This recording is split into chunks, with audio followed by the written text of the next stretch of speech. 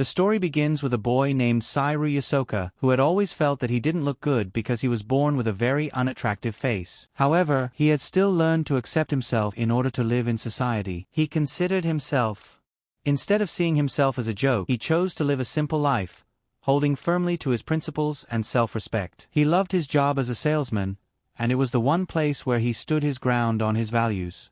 Even if his seniors sometimes pressured him to take dishonest paths, they would try to pressure him into making wrong choices. He knew very well that his appearance often worked against him in most social situations, but he had accepted this truth. However, his life changes completely when, during a train journey, a stranger woman accuses him of harassment. Sairu feels as if he's been struck by lightning.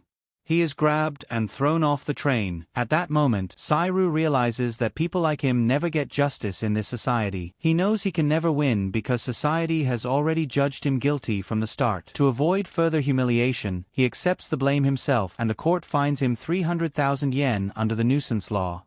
He thinks that by paying this fine, he can forget all of it and everything will go back to the way it was before. But this is where his troubles don't end. His company uses this incident as an excuse to fire him, and the event completely breaks him. Years go by, and during this time, the woman who falsely accused him continues to trap more people with false charges based on their appearance or looks, one after another. She eventually gets arrested. However, considering her age and other factors, the court only gives her a probation sentence. Hearing this, Sairu feels deeply disappointed. But he knows there's no chance left for him to do anything now. He had already come to terms with his face. Yet, the false accusations and social injustice had plunged him into deep trauma. He became completely unable to live his life. After this incident, his self-respect was completely shattered and he remained unemployed for nearly 6 years. His savings were entirely gone and he depended on his parents. He was barely surviving with the help of his parents. Most of the time, he stayed alone in his room, scrolling through internet forums, completely cut off from the outside world. One day, during this time, his eyes fell on a mysterious thread mentioning strange disappearances happening in the city. The thread contained many theories, and then a user warned that bonus points should be used carefully, otherwise, you might never be able to return to your world. At first, Sairu thought it was all a joke, but since there wasn't much left for him to do in life, he decides to follow the instructions given for this teleportation process, though he doesn't really believe anything will happen. But the idea of escaping his lifeless existence draws him in. Just then, a notification pops up on his computer screen asking, "Do you want to proceed? Are you ready to proceed?" Along with a warning that if he wants to return, he will have to sacrifice half of his lifespan. Sairu thinks his computer might be malfunctioning because of a virus. But his curiosity is too strong, so he clicks the next button, and the next. On the next screen, a character creation form opens where he can choose his looks and some special abilities, with things like age already fixed. Sairu notices that by lowering his appearance, he can earn more bonus points. He sets his appearance to -255%, and then he sees that if he lowers specialties like income and charm as well, he'll get even more bonus points.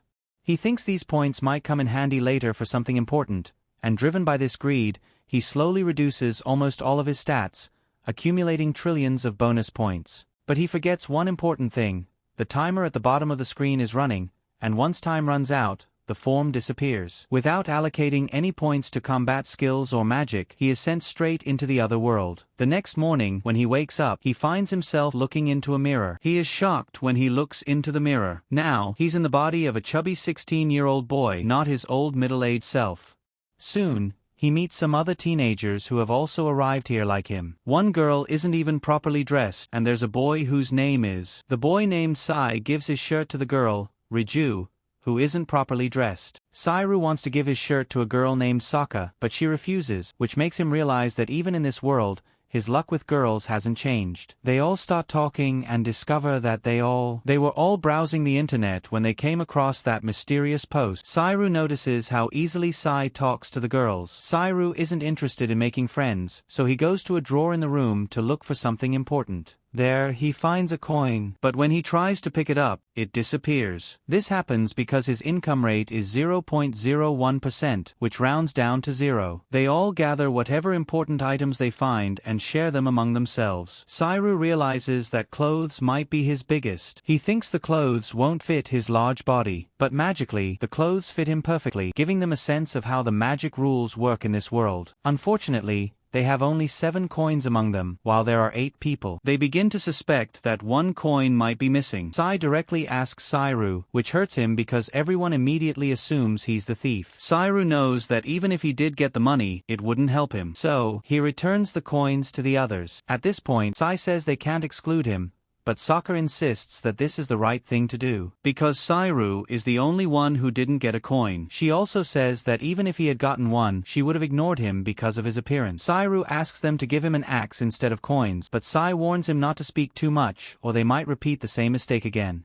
Sairu is surprised to hear this, but Sai quickly clarifies that he was talking about himself. He says that in his old life he had acted selfishly and hurt others. Now, he wants to change and won't leave Sairu alone. They play rock paper scissors to decide how to distribute the weapons. Sairu loses the game and ends up with a club as his weapon. Sai reaches out his hand in friendship and the girls happily shake it. But Sairu doesn't want to repeat the mistakes of his old life, so he decides to go solo in this new world. Sokka teases him, and then Sairu suddenly remembers that by sacrificing his appearance points, he had gained a god status bonus parameter. Sai finds a map and plans to go to a city called Ira with Riju and Saika. He also invites Sairu, who agrees. But deep down, Sairu decides he'll leave them halfway through. As soon as they open the door, a small goblin is standing there. Sai immediately steps forward and knocks it down with his club, surprising Sairu with his speed. But then more goblins arrive. Sai quickly makes a battle plan. He tells Riju to stay on the right side, and he stay on the left side himself, and tells Sairu to protect Sokka until she readies her bow. Sairu wonders how the person calling himself Sai can give commands with such confidence. They fight the goblins. Sokka is struggling to properly string her bow, which causes Sairu wonders why he took up the bow with so much enthusiasm. They keep fighting the goblins. Sokka tells Sairu to join the battle, and as he moves forward, a goblin attacks him from behind. Sai realizes the goblin has slipped past their defense and tells Sairu to stop him. Sairu swings his club. He swings his club to strike, but it has no effect. The goblin quickly turns and attacks his legs. Sairu can't believe what's happening. Then he remembers that he didn't invest any bonus points in combat skills, which is why he has no fighting abilities. He grips his club tightly and swings with all his strength at the goblin. With a single powerful hit, the goblin is defeated, and Sairu's level suddenly jumps from 1 to 31. Seeing this, he is completely stunned at how fast his level increased. Then he remembers that his special bonus had given him an experience gain multiplier of 10,000x. That's why just by killing one goblin, his level shot up instantly from 1 to 31. Meanwhile, Sai and the others also level up after the fight. Together, they upgrade their vitality, strength, and other essential stats. But when Sairu looks at his screen, he doesn't see any upgrade options at all. A bit confused, he thinks, why not try putting 1 trillion bonus points into each ability and see what happens? As soon as he does this, his body suddenly fills with divine energy. He begins to glow with divine energy, and his level rises so rapidly that the system itself declares him an absolute god. Seeing all this, he is stunned. But then he realizes a goblin is still attacking him. However, his HP is so high now, and his pain tolerance so strong, that it feels like it's like someone is gently patting him. Sairu wants to test his new strength. He playfully swings lightly at the goblin's head, but just like that, the goblin flies through the air like a missile and lands far away. He then looks back at the others. Sai and Riju are friendly competition, racing each other to defeat the goblins. Meanwhile, Saika is still struggling to string her bow. Seeing the frustration on her face, Sai feels sympathy for her. When she starts to cry, Sai decides that he will help her. But hiding his true abilities, he pretends to be injured and drags himself over to her, telling her that he has bowstring syndrome, a condition where his bow communicates with his mind and wants to be properly strung. Saika, who is here by herself, listens carefully. Confused, immediately hands him her bow, thinking it's useless in her hands. Sai then uses his maxed out dexterity skill and easily strings the bow. Saika is very impressed by his skill and She thinks that maybe he belonged to an archery club in his past life. Excited, she gives him the chance to shoot the first arrow. Sairu hesitates at first but then carefully takes the arrow, making sure not to accidentally touch Saika, because if that happens, his HP will instantly drop by 10% because her 4 stats are so low that any contact with the opposite gender can cause her serious harm. He thinks carefully about aiming properly. So, he uses a skill called Ultimate Strike to improve his accuracy. His aim improves, and as he releases the arrow, it soars straight up into the sky. Sairu thinks he must have missed the target, but then a massive lightning dragon descends from above and, with its stormy attack, wipes out a whole group of goblins at once. Everyone watches in amazement. They were all amazed. Saika, worried, asks, "What just happened?" Sai quickly replies, "Yeah, I really was in an archery club." Without questioning him, Saika believes his word. Then, Sai takes on the responsibility of killing the remaining goblins. He returns the bowstring to Sairu, but as more goblins approach them, as more goblins advance, Sai tells Sairu to provide cover fire. But Saika, without thinking carefully, starts shooting arrows that fly over the goblins' heads. Now Sai realizes the situation is slipping out of their control, and he'll have to handle things himself. Saika feels very disappointed that she couldn't help properly, and her remaining arrows quickly run out. Sairu decides he will make new arrows for her. Using his new skill, he crafts some excellent arrows and gives them to her, saying they were just lying around nearby. But Saika repeats the same mistake and starts shooting arrows without thinking, missing the target repeatedly. Sairu quietly thinks that this is all going to waste and that the girl might be a bit too emotional. Fortunately, Sai and Riju team up to finish off the remaining goblin. Everyone breathes a little easier, relieved that they can now continue their journey. Sairu quietly decides that he will stay with them until they reach their set destination. After walking for several hours, their party finally arrives at a city. Following the map, they head straight toward. They notice a restaurant that looks somewhat like a fast food joint, which makes them very happy to find familiar food in this world too. Everyone heads toward the restaurant, but Sairu drifts away. He finds himself near a fountain in the middle of the city. He arrives there and starts feeling hungry. He spots a cat and thinks that just like himself, the cat is also alone. He reaches out to pet it but stops himself. He remembers that if the cat turns out to be female, every second his HP would decrease by 10% because of his very low charm stat. Just then, Saika suddenly arrives, startling Sairu so much that he slips and falls into the water. Saika panics and quickly hands him a hamburger, saying it's a thank you for the help he gave her with her bow. Sairu's stomach growls loudly. Seeing this, Saika realizes he can't afford to buy food and is probably very poor. Sairu doesn't like being thought of as poor, but still, he can't refuse the burger. As he reaches out to take it, his finger accidentally touches Saika's finger, and in the next moment, he gets a powerful electric shock. His HP instantly drops by 50.8 trillion. The burger slips from his hand, hitting a nearby wall and breaking apart. Sairu is still trying to recover from the shock when he suddenly sees Saika is crying because she thinks Sairu rejected her burger.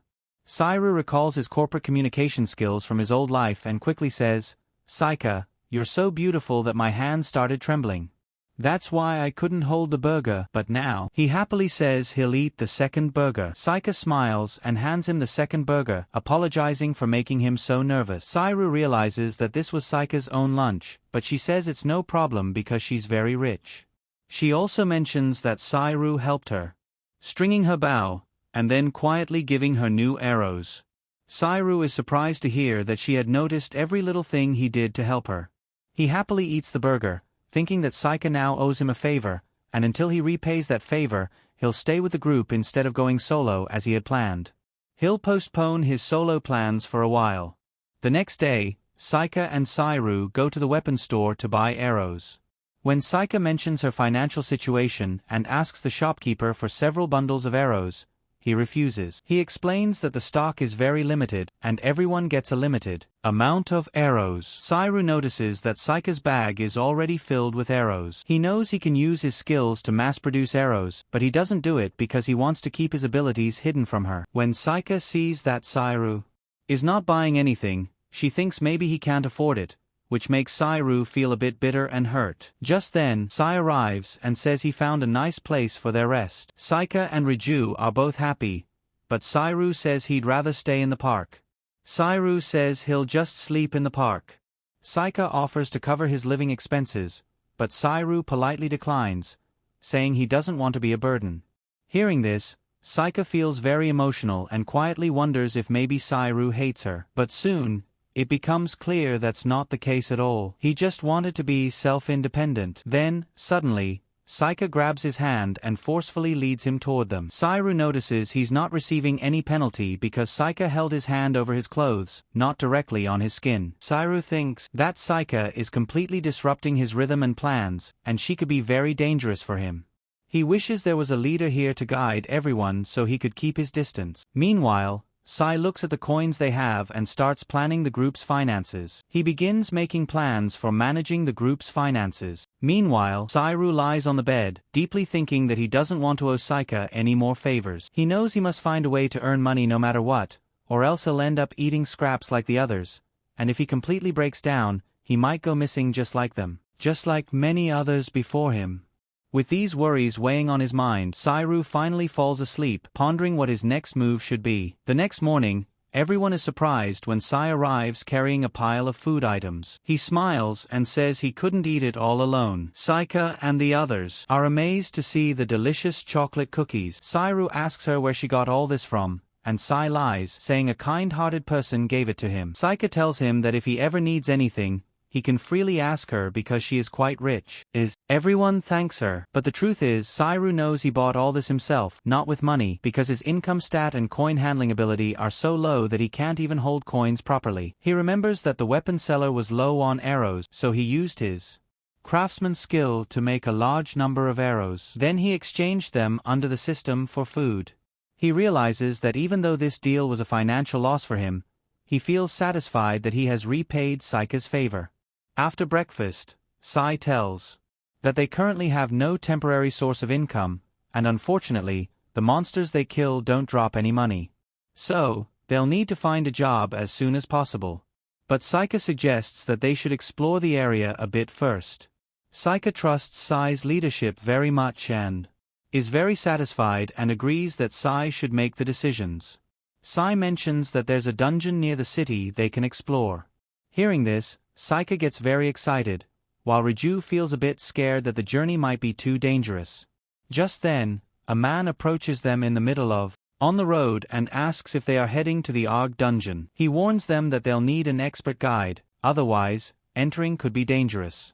He introduces himself as a reincarnated adventurer, just like them. Sairu finds his words a bit strange and immediately starts to suspect him. The man says he's never seen anyone as sharp as Sairu before, but Sairu isn't affected by this because he's quite comfortable with his appearance. The man asks if they're newcomers, and Sai confidently answers yes, he does, which impresses Sairu a lot with his confidence. When the guide shows some items and explains that these are available at the starting log house with a discount, they're surprised because they never got this benefit before. The guide offers to give them these items so he can get a refund. Saika immediately takes the items, and Sai asks who he is. He introduces himself as Kayasiro and explains that he works as a guide for beginners. Kayasiro tells them that if they hire him, it will be very beneficial because he has deep knowledge of the dungeon, navigation and monster behavior. However, Sairu is a bit suspicious of him because he seems to be targeting new adventurers. But since he'll be staying with the group, Sairu feels confident that if anything goes wrong, he can handle the situation. He acknowledges that Sai's leadership is close by. Sai also thinks that although they're short on money, hiring Kayasiro would be a good investment because his knowledge could benefit them. They make the deal and set off toward the dungeon. On the way, they encounter goblins again. Saika immediately readies her arrows and attacks, but as usual, all her arrows fly over the goblins' heads, leaving everyone disappointed. Kayasiro advises her to conserve her arrows, but Saika insists her bag is full. Then Kayasiro offers them a new perspective. He says that when shooting arrows, Saika should think as if each arrow costs 1 million yen. Saika thinks that even a truly rich person would shoot carefully at that price. With this new mindset, she focuses on her next arrow and takes careful aim. This time, the arrow hits the target directly, and everyone is amazed and very impressed. But Saika proudly says that this is nothing special for any expert archer. The others join the fight, and Sairu quietly thinks that maybe he was wrong about Kayasiro, because he is genuinely guiding the group well. After the fight, Saika accidentally drops some coins into a drain and starts crying. But despite that, they continue their journey. Later that day, Keiichiro trains Riju and Sai, who both show great aspiration, while Saika tries shooting arrows at a target on a tree but is still rushing, missing all her shots. Keiichiro notices that Sairu isn't joining the training, so he asks why he's not participating. Sairu makes an excuse. His skills aren't something that can be trained on this ground. Keiichiro says that gaining experience with a club is difficult, but Sairu doesn't care since he's already reached level 61. Keiichiro then adds that there are rumors about the club that contains some incredibly powerful hidden abilities. Sairu agrees because that morning, when he went to make arrows, he had encountered a massive orc. He thought about using his most powerful club skill, but the system warned him that if he activated it, its effect would cover a radius of 200 kilometers, and it would destroy everything within that 200 kilometers radius. He realizes just how serious and dangerous this power is, so he chose not to use that deadly skill. Keiichiro advises him that he needs to be more active in combat, or else he'll retire early too, just like Keiichiro himself did. He explains that he was once a Keiichiro proudly mentions that his friend has now reached the throne, with a level of 80 and an average stat of 160. Hearing this, Sairu thinks that that's quite low. Meanwhile, Keiichiro assumes that maybe Sairu got intimidated by his words. After some time, they finally reach the dungeon entrance. Keiichiro says its atmosphere feels like an archaeological site, mysterious and thrilling. As they step inside, Sairu notices that Saika looks a bit scared. Seeing her, Sairu wonders what her real age might be. Luckily, Sai politely asks her the same question. To make her feel comfortable, Sairu reveals his real age, which is about 30 years, and he hopes that it would make Saika feel at ease and she wouldn't hesitate to share her age. But then Saika surprises everyone by casually saying that she's actually just 17 years old. Hearing this, everyone is stunned because they had assumed she was even younger than that, because of her innocent actions and playful nature. To make this clearer, Sai asks her some questions about her school. Saika smiles and happily answers all the questions about her studies, favorite subjects, and friends.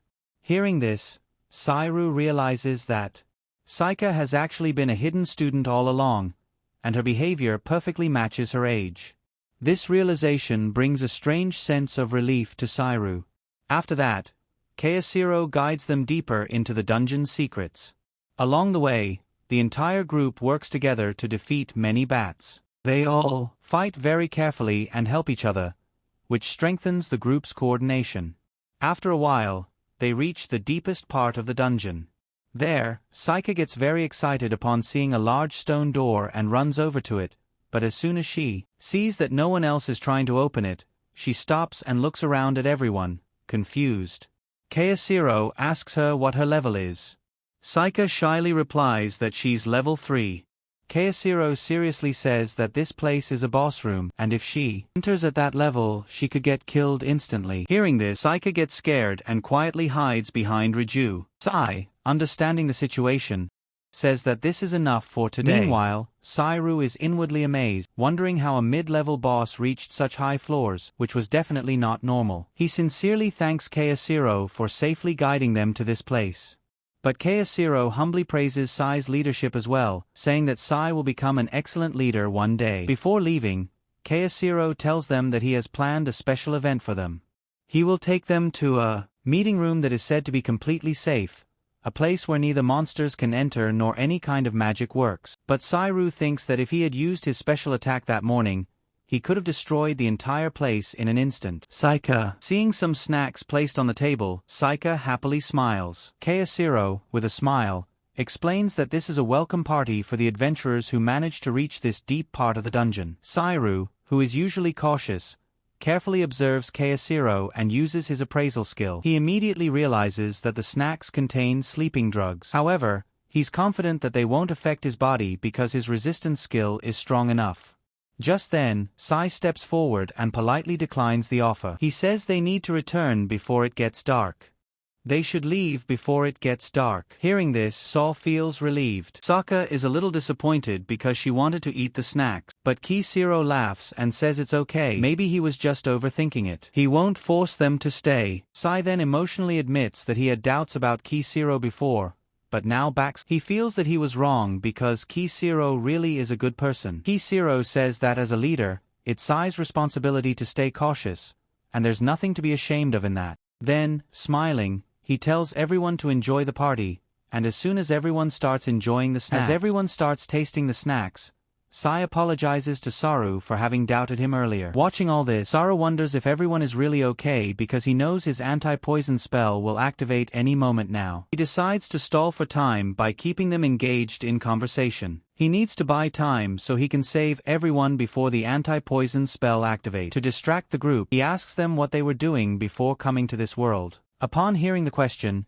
everyone falls silent for a moment, as it touches on their past lives that were probably painful or shameful. Saru immediately, he realizes that he asked a rather sensitive question. To lighten the mood, Sai says that if everyone agrees, he can share his story first. Slowly, everyone nods in agreement. Sai begins by explaining that when he was a student, he left home because he felt different from everyone else. He was tired of family pressure, societal expectations, and constant failures. He started his own company called Success Life. Saru was surprised because he recognized that company. He had once tried to sell a product there. Sai continued, explaining that when their company was still brand new, one day a door-to-door salesman came by trying to sell them an expensive photocopier. They talked, and the salesman promised to bring a smile to their face and never let them down. Sai recalls that the salesman had given him an important piece of advice, to have some fun in life. From that day onward, Sai followed that advice. He learned to take life lightly, and within a few months, their company grew rapidly. But later, a terrible incident occurred. Their company was working on a new artificial intelligence technology. Their company was working on developing it, but something went wrong during the process. This caused their company to go bankrupt, resulting in huge losses. Sai says that he has always regretted not following the salesman's advice properly. That's why when he came to this new world, he took an oath that he won't betray anyone. Everyone becomes emotional hearing this. Suddenly, Sai surprises everyone by saying that the name of that salesman was So, and he asks So for his last name. So is shocked but quickly regains composure and lies, saying his last name is Sasaki. But then, the sleeping drug, Kisiro orders his men to restrain them. As they tie So's hands, he recalls his past life when he was handcuffed as a false accused. He thinks that maybe now he can unleash his full power since everyone else is unconscious. But just then, something happens. Sai starts to get up. He says that they shouldn't harm his friends. Seeing this, Kisiro is surprised because the drug's effect wasn't supposed to wear off so quickly. Sai stands up unsteadily, but his eyes show confidence and anger. Kisiro's men grab him. Sai's men grab him, and Sairu gets worried that if Sai fights back, he might get hurt. But then Sai breaks free in one swift move, giving Sao the chance to attack. Kisiro orders his men not to injure the prisoners so they retain their value. Now Sai is now completely convinced that these people are kidnapping innocent newcomers to this world. He says they are the worst kind of people, deceiving hopeful souls. Kisiro chuckles lightly and replies that this is exactly the world where all the losers come, and here, only the strong survive. Saru warns him that if they even touch his friends, he won't let them go. Kisiro laughs heartily at Sauru's false confidence. But then, Saru suddenly attacks, using his heavy body to knock down the enemies. However, his attack isn't entirely successful. Sai thinks to himself that it was a pretty useless move. Now Saru tells Sai, "It's up to you," but Sai refuses to give up. He says he can take them all out in a single blow.